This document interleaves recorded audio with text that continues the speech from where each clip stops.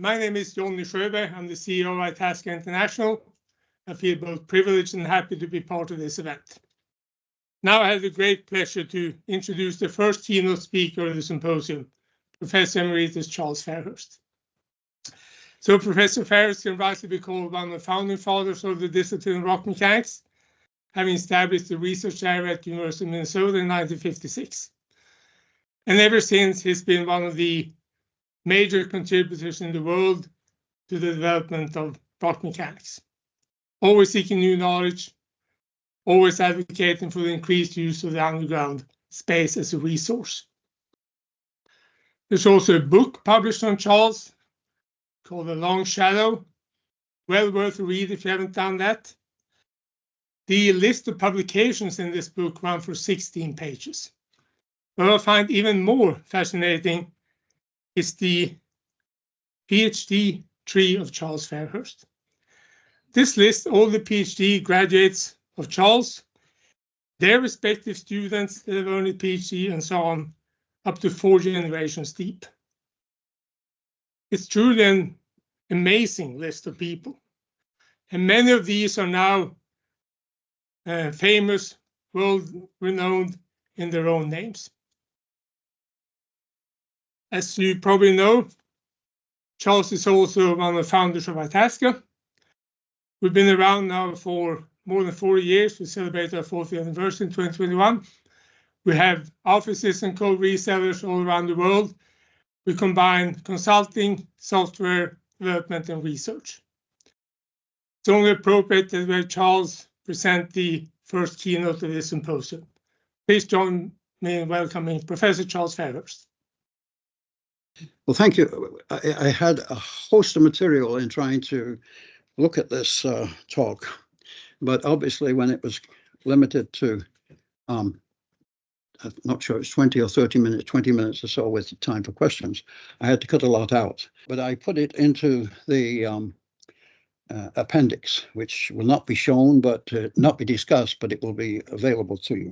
I should also mention that actually, before coming to Minnesota, my original intention had been to do a degree in applied mathematics, but certain reasons of serving in a national service, so-called, after you graduate from high school, I went and did actually 3.5 years in underground coal mining, during which period I also worked on a degree at the university and PhD.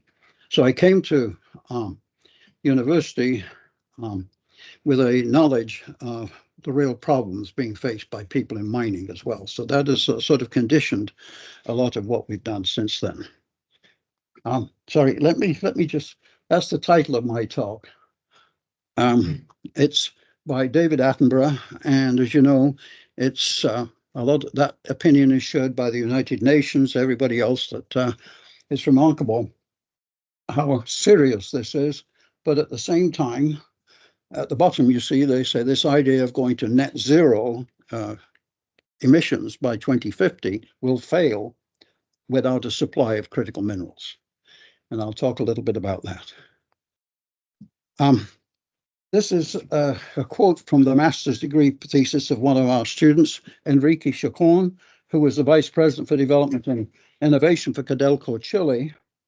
And in a way, that's his expression of what you really mean by innovation. You may not solve all the problems yourself, but do enough to try and make it so that somebody else can have advance on it. And I have to say, sadly, that his master's degree was awarded posthumously because he just about completed it when he died of cancer. A wonderful loss, a wonderful person, and an awful loss. You'll see that in some of what I'm talking about. Okay, that's the title. I have to also mention that, of course, quite a bit of my recent experience has been in the United States, and it should be known that the term critical mineral has 2 definitions. The first definition was actually about 15 years ago now by a National Academy of Group, and it was a question of that a critical mineral to the United States was a mineral that was essential to the economic or national security of the United States. And the US tries to pride itself on having a sophisticated military And that's what they mean by national security, and that it has a supply chain vulnerable. But where, if you go to the World Bank or to the International Energy Agency, a critical mineral is something to help the move towards clean energy technologies and away from fossil fuels. So these two are not identical, although there is some overlap. And there you'll see some references to where that phrase is. Next one. So right now, the United States Geological Survey was asked by the government to define how many such critical minerals there were in the country. And they said that they found that there was 100% net import reliance for 12 of the 50 that they defined. And there's a reference to where the 50 are. And they were more than 50% net import reliant for an additional 31. So, and as people know, that China is the leading producer for 30 of those 50 critical minerals. They let people mine them around the world, but then they ask them to send the raw rock to China, where they will do all of the processing. And of course, anybody in the world, they want processed materials. They don't want the stuff that comes out of the mine. Next one, please. This is a summary of some of the problems facing the mining industry. That is a plot on, it's not quite a logarithmic scale, but it's from the last 2,000 years of the world population. And you can see just what happened at the Industrial Revolution. Now, it turns out that the increase in population was actually a consequence of advance at that time of medical technology. And it wasn't the fact that minerals were being mined, but the two coincided. And right now, 85% of the world population is listed as being in developing countries. Now, this does not mean backward countries. I mean, China and India are listed in developing countries, but the point is they're trying to improve their standard of living. And so it's known that the demand for minerals increases 4 times faster than the increase in population. And as a quote there from C.P. Snow, that technology is a queer thing. It brings you advantages on the one hand and stabs you in the back with the other. And there's no doubt that the development of the Industrial Revolution brought along a great deal of advances, but only recently have we learned that there are also tremendous disadvantages. And some things are not commonly known. There was a lot of opposition to some of the fertilizers that are being used in agriculture, but it is now known also that without those fertilizers, the world would only be able to support 4.5 billion people. So you have a difficult choice. Do you want to allow the population to grow or keep more people living, or do you want to cut back? So there are some not so simple questions associated with the critical minerals issue. This is a picture I got the data from Our World in Data, which is a very reliable group at Oxford University. And here you see, over the past 20 years, how far have we moved towards a reduction in the use of fossil fuels? And where did that reduction come from? And at the bottom, you'll see that over the past 20 years, the US has reduced its reliance on fossil fuels by 6%, and the world by 4%. Now, in order to achieve net zero by 2050, we're going to have to get to 45% reduction by 2030. Now, that's 6 years away. That's not very realistic. And the other thing that I want to mention here is that nuclear power, and some of the states is a bit startling, is as safe as wind and solar when it comes to how many people have lost their lives as a consequence of the use of that. Now, remember, this data includes Hiroshima, Nagasaki, Fukushima, and all of that. How many people actually died over that period of time? I find it a little startling myself, but it does say to you that the real concern for nuclear fuels, nuclear power, is declining somewhat. It's very reliable, and it's, as they say, available 24/7, whereas wind and solar are somewhat intermittent. But if you look at the Some of these are not growing because, for example, in the United States, hydropower, they are actually taking out dams that generate, because there's an objection environmentally to the use of dams. And so again, I say that the chances for reaching net zero by 2050 are, in my view, small. And it's shared actually by a number of other people. Minnesota, I should say, and that's where I'm from, has actually done quite a bit better. You see, it's actually got renewables are up to 31%, with a big chunk from wind. And yet the other point is, of course, that Minnesota accounts for only 1.7% of the population in the United States, and a lot of other areas are not doing as well. So what are the challenges to achieving net zero by 2050? And this is from Deutsch, who was for, I think, President Biden. He was sort of science advisor, and actually at one time the CIA director. He's a physicist, and he said, achieving net zero 2050 does not assure complying with the global warming temperature ceiling. The US might achieve net zero by 2050. The world almost certainly will not.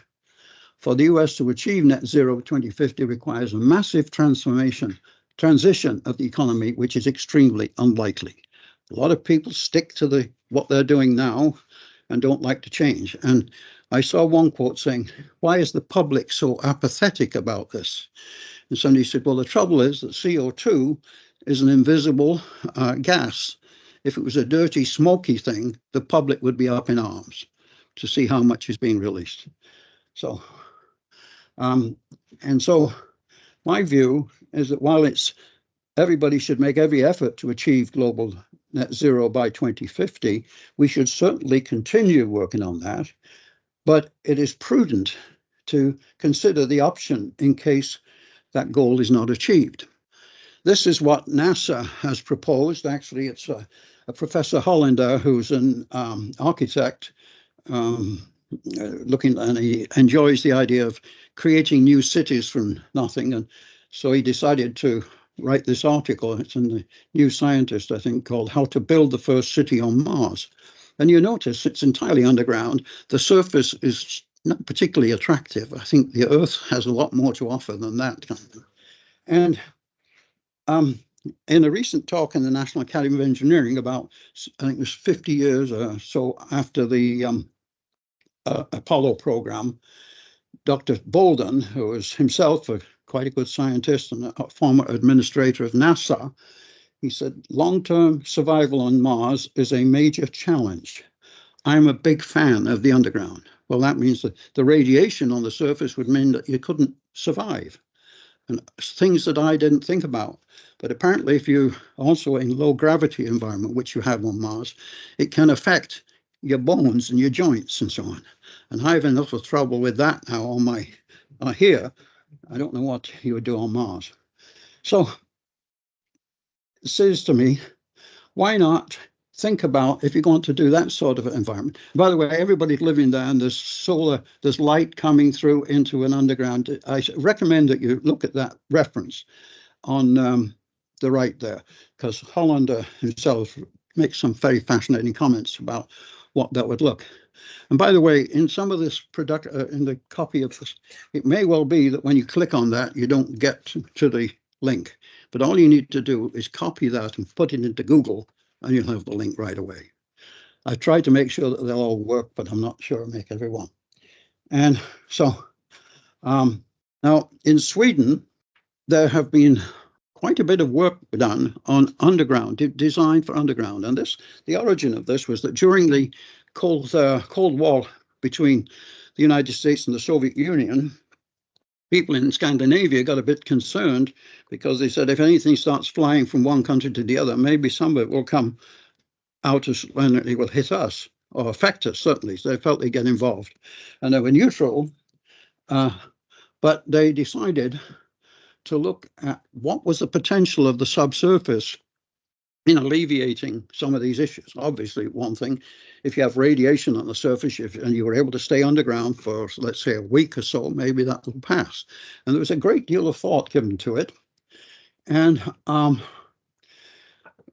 recently, for example, if you looked at what was happening in Ukraine, one of the first things that the Russians did was bomb going after nuclear power plants, going after oil storage and so on, because without that kind of energy, your army or whatever it is there can't operate. And so I could go into a lot of detail about how much work has been done by Sweden in making the underground look attractive. And I can say that there's a great deal of work done. And there's a book called Going Underground, and which I had a copy of. And I asked the Royal Academy of Sweden recently if I could get some more copies, and they said, sorry, it's out of print. But I'm a member of the Swedish Academy, and so they gave me permission to publish the book, make a copy of it, and that's available to you if you wish. It's about almost 200 pages long, but of all of the things that they thought of in Sweden that to make use of the subsurface. I remember taking a group of Minnesota legislators to talk to the Swedish legislators, Stockholm, and one of the Minnesota people said, why do you put your sewage treatment plants underground? And the Swedish colleague said, well, that's where the sewers are. Why bring it back to the surface to treat it? And there are many advantages. For example, if a subsurface one, the environment is constant 12 months a year. And if you're trying to deal with a biological treatment of material in sewage treatment plants, it works much more efficiently year-round than adjusting for summer, winter temperatures. There are a great deal of things like that. So more recently, and Johnny advised me of this, in 2018, there's another book being produced called Sweden Underground, Rock Engineering and How to Benefit Society. And you can order that, and there's details there of how to order it. And I have a copy of the book. It's wonderful, and it talks about, like, we built an underground civil engineering building at the university. And I've had colleagues go down there from other men, and some have said, we find it a bit depressing. There's no external light things.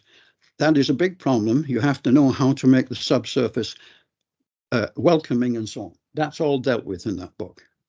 And I think you can see that what I'm saying is, well, I'll jump forward. When ITASCA was formed, the person who was spearheading that whole thing for Sweden was Magnus Bergman. And Magnus was a co-leader with John Markham of the first ITASCA group. What happened for a while, underground was okay, but then it was actually the OPEC oil embargo that triggered that. But then that left, and the interest in underground space disappeared too. But I think it will come back as a preference to trying to go and throw a few people on Mars. This is something that was in there as an example. We're talking about storing nuclear waste. And a couple of people came up and said, why don't we make an analog subsurface of something like the Faraday cage that's used in electrical to shield the interior?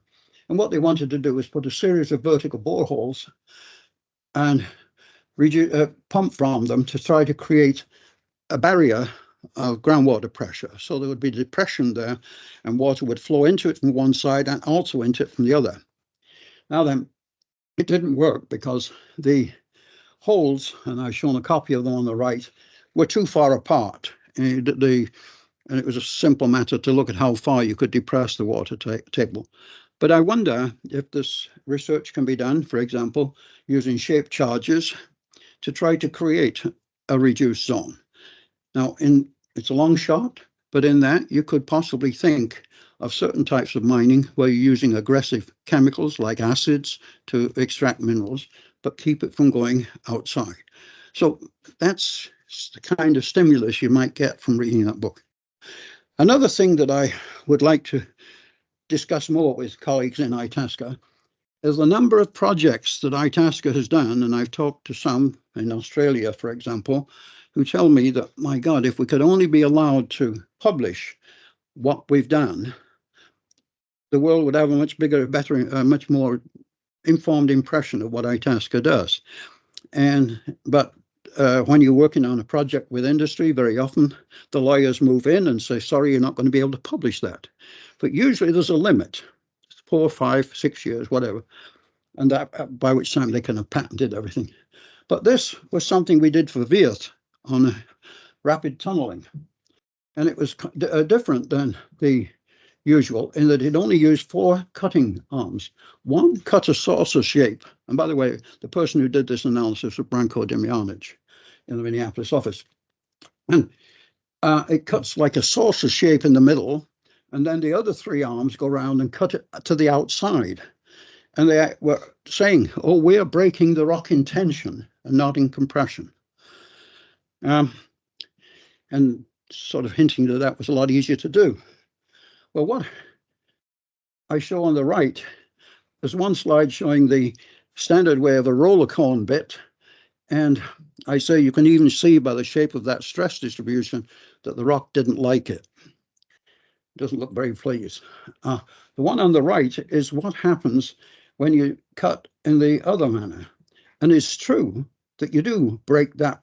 You see that large blue, the blue line going towards the free surface. That is broken in tension, obviously. But the interesting thing that we found out is that once you've broken it, you're left with that geometry of a curvature. And you start with a right angle situation. In order to get down to the next right angle to have the break in tension, you spend 93% of the energy crushing the rock in extremely fine particles. And fortunately for us, the people at Vieth tested this out in a real case in the Ruhr sandstone.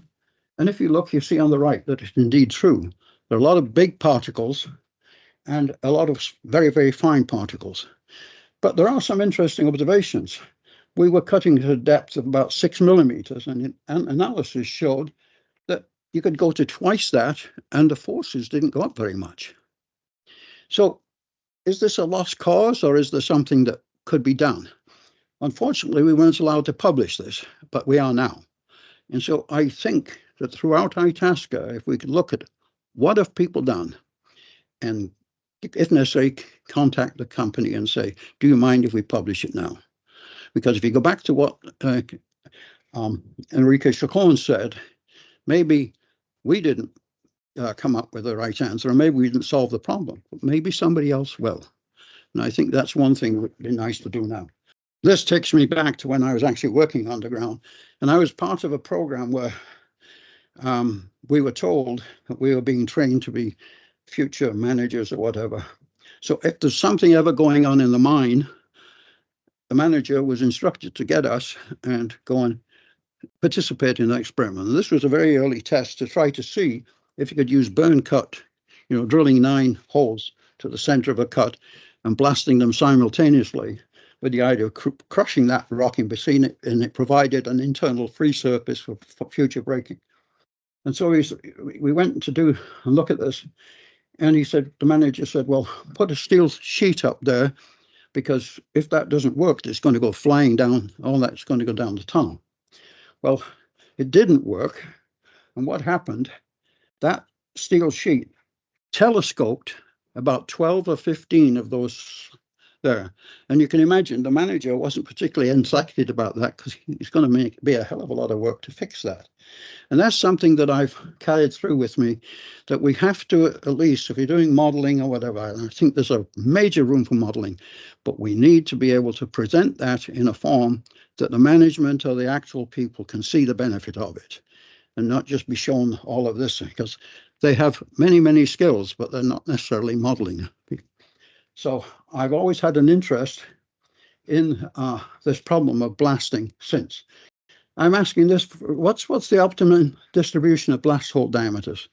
And while I'm on the top, while I mentioned Atlas Copco, one of my first presentations was to a group when Atlas Copco convened, blasting people from around the world, and mine managers and everything, said, we just want to know for the future, what is the optimum hole size that we should be designing for? I mean, it was just a basic question. Should we have small holes easier or big holes easier? And what I know is that if you model this without discontinuities in the rock mass, you will see that you don't really need a central bore because the rock does not expand. The expansion that comes, that you get a 30% expansion of the gross volume after a blast.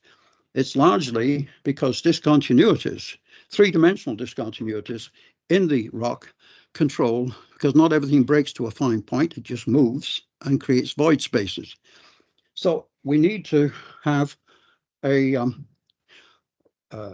model like this, and I've talked to Jason Furtney, and he says, yes, we can do this. It's not a problem, but it's going to cost a couple of $1 million to do the real work. So who's going to step up and spend that? So here is if you like, a solution waiting for funding, because I think it would be fascinating to see, if you want to drill more than one diameter forward in a tunnel, you really need to have long parallel holes, but they can be larger diameter. And when you're detonating something, it works much better if the diameter is large than if it's small. So what is the optimum distribution? Should it be 2 or 3 different sizes, not necessarily one in the middle? I don't know. So I would like to see if we could get somebody interested in doing that. This is back to the question of, not back to, but to a question that's plagued mining for many, many decades. This is the Kola gold field in India. And at the time, it was on a par with the Witwatersrand for the deepest mines in the world. And it was designed, actually, I won't go into it was designed like an elliptical, because somebody said, oh, if we have a vertical stress is higher than the horizontal stress, and they thought it was about 1/3, and we should design a tunnel that's got the similar dimensions, 3 times higher than wider. Well, they tried it, and on the right, they had a rock burst, and that's what you saw afterwards. As you see, it's a bit tricky. Now I come to something that was recently done by somebody known to all of you. It's actually a Hecla mining company in the Idaho, but they came up with a new mining method, and they were trying to deal with the constant problem they have of induced seismicity and rock bursts, and it was really hurting production. But this team, led by Mark Board, who worked for over 25 years for ITASCA, but then went to serve as a vice president for Hecla, he came up, this was the method on the right, on the left, is what they were using beforehand. And there you see, for example, a fault. Just they're excavating, they're stoping downwards, and there's a region of rock that below the stope where they've excavated, which is yielded. And so stress concentrations are going somewhat below the stope, but not particularly far. And there's a fault, a presumed fault there. And so that could very well burst and cause damage in the stope. Well, what Mark did, in my view, and he has given the paper, and he'll tell you something different, but in a simple term, he scaled everything up, and he got involved with a mass blasting of the stope, going down, as you see, quite a long way. And so the stresses went down below, but the workers were going to be up on where you see the top cut. And the blast was such that it triggered any potentially seismic release below during the blast. And they have found that it is, production has gone up. It's the deepest mine in North America. This is now about over 2 kilometers deep. And the top paper, by the way, gives a paper by Mark Board and others, the very top layer, and that'll tell you the details. But what, in essence, in my view, they're doing, they're placing a cocoon of de-stressed rock, because there's no stress in the open pit that's de-stressed by being an opening. But below it's blasted, and there's an opening there. He's driving the stresses farther away from the operation. And as a result, to date, their production has increased, I said about, I think 60%, because they had a lot of time. They had to keep the miners out of the mine until the bursting had subsided. So this shows to me, and I think I know, I won't go into the detail. I think I know of mines around the world where they have been closed that you could very well have a look at with this method. So that's, and that came from, if you like, ITASCA thinking. This is something else. In 2015, the Society of Mining Engineers had a conference in Denver, and it's called The Future of Mining. And one of the people on the panel was Gwen Hendricks, who was the vice president for innovation and technology at Caterpillar Tractor. And Caterpillar, I don't know if you know, their research division has about 1,000 PhDs. And this was what she said at the end of her talk. We may see an unmined mine in operation within the next decade. Now, it's not happened yet, but is it really a possibility? And I've had discussions with colleagues, and they say, no, we can't get away from the fact of having somebody on in a caving operation looking and operating the machine right there. Because if there's a big block comes, we have to stop and blast it. So I said, but maybe what you can do, you can get the same imaging of that, what the operator is seeing up at the surface. Because once you're down below, you cannot transmit signals except hardwiring them to the surface. But once you do that, you can operate that mine from anywhere in the world. You don't have to be there.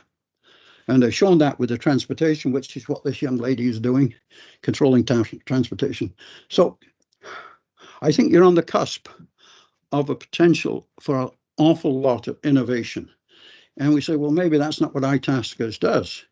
But people can tell me from Minneapolis here, but about 2 or 3 years ago, there was a bad accident where a tractor was carrying a wind turbine propeller of the blade very high off the ground, and it was going over soft ground towards where the wind, and it tipped over, and the operator was killed. And ITASCA was asked, ITASCA Minneapolis, can you design for us a system so the operator can see ahead where the soft ground is and where the hard ground is to avoid that kind of thing? And they did it, and they got the prize for innovation for the local area. So that talent exists in Minnesota. So if we get thinking a little more about what can you do to help reduce the exposure of people, this is what I said recently, looking, the Rock Mechanics Symposium, the first one was April 1956. And I looked at, and NASA was established at the same time.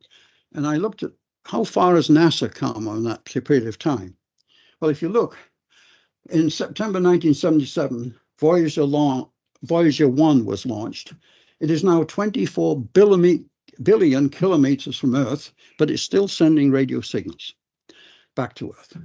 And in 2018, the two halves of the James Webb telescope were joined remotely in space.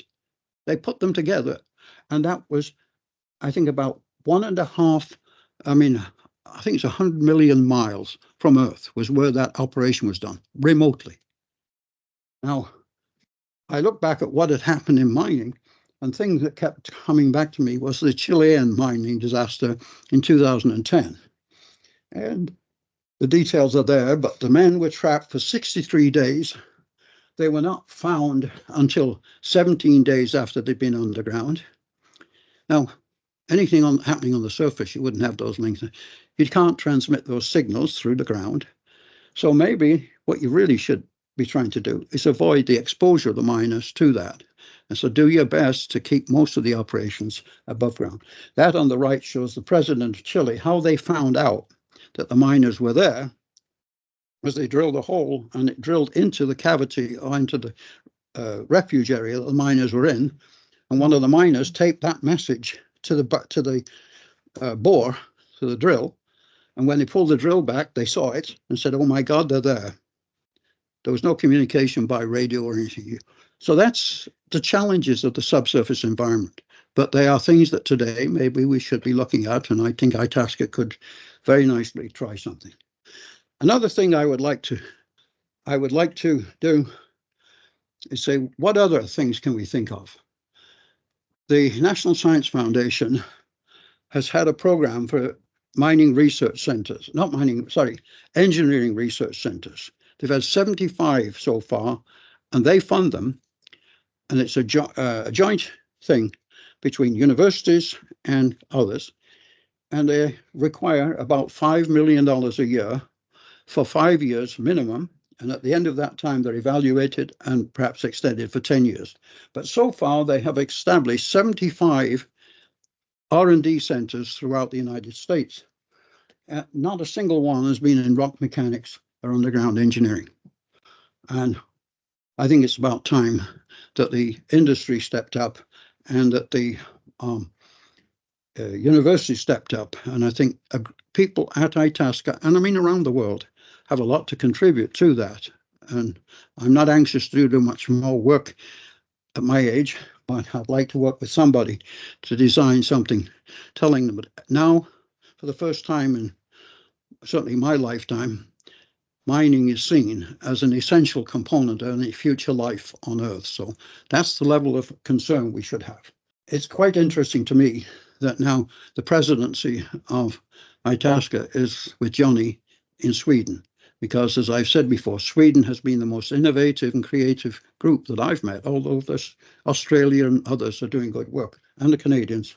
Okay, Paul. So one of the biggest problems facing the mining community certainly have been the tailings dam failures, which have resulted in dreadful loss of life and so on. And I know that personally from 1966 in Aberfan in Wales.